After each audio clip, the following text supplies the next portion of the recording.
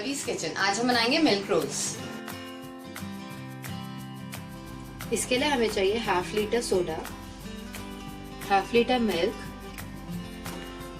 Half cup rose शरबत।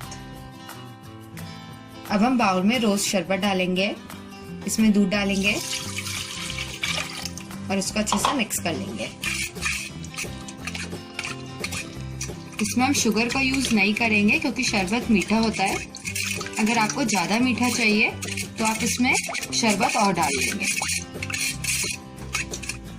इसको हमने अच्छे से मिक्स कर लिया है। अब इसमें आइस डालेंगे।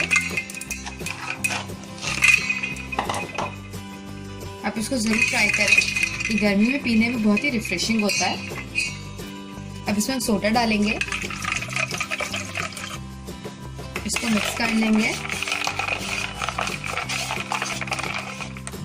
मिल्क रोज रेडी है। अब इसको हम सर्व करेंगे। आप इसको जरूर ट्राई करें, बच्चों को और बड़ों को बहुत पसंद आता है। ये थी हमारी आज की रेसिपी मिल्क रोज। मेरी और वीडियोस के लिए प्लीज सब्सक्राइब करें, please like and share. Bye.